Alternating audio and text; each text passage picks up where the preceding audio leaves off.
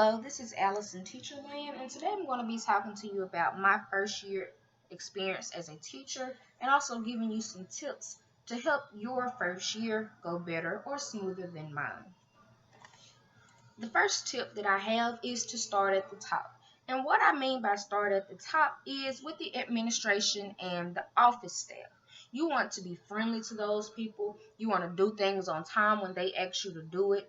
You don't want to entertain other teachers when they're complaining about what's being asked of them or complaining about what the administration has to say, especially in front of the administration.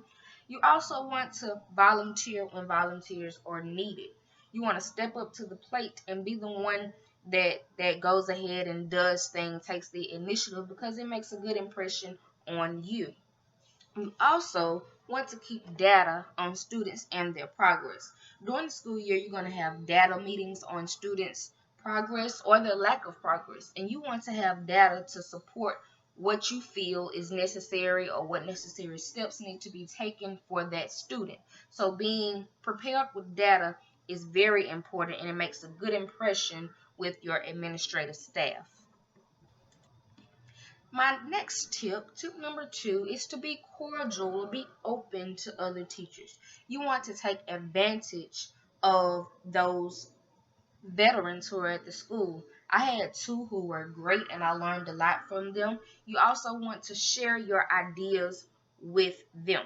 Many teachers have been in the school system for a long time. They haven't had schooling. They haven't went back for their masters or went back for their doctorates. And yes, they may have had professional development throughout their career, but you may have some things that they have not done that would help both you and them.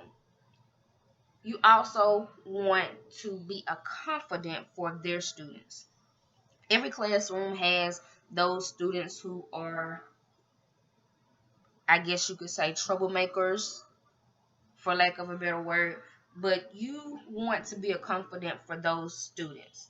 You may be able to make an impact on those students that their teacher cannot, and that teacher will appreciate it. From my experience, I know this, and the same effect may happen the other way around. A student that you may have a problem with, the other teacher may be able to get through to them more easily than you can. My next tip is to get parents involved. You want to call when students first begin to fail tests in your class. So that first test they fail, you want to call and say, hey, this is what we're working on. Can you please help your child? They'll have a chance to retake the test. We'll have small group on that certain skill so that I can help them. But would you please help? I want to make you aware that this is how the year is starting off. You also want to document every time you call, every conference that you have. You want to document the outcome, the suggestions, and you want to also call for good behavior, or at least send a note, because I know that can be a bit much to call for good behavior, but send notes home. And 9 times out of 10, they will get them because students like when teachers say good things about them to their parents. Tip number 4, if you want great behavior, set your expectations at the beginning of the school year. This is very important because the rest of your school year will reflect how that first week of school went. So if you want a smooth school year, set your expectations at the beginning of the year. Practice, practice, practice. Let them role play those expectations, those routines, and those procedures.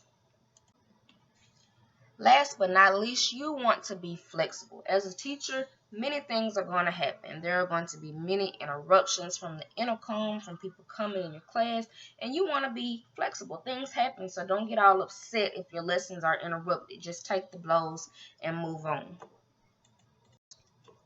Thank you for listening. Once again, this is Allison Teacherland. If you would like free resources, look in the description box below, and there will be a link to my Teachers Pay Teacher store. There are good resources on procedures and rules for the first week of class.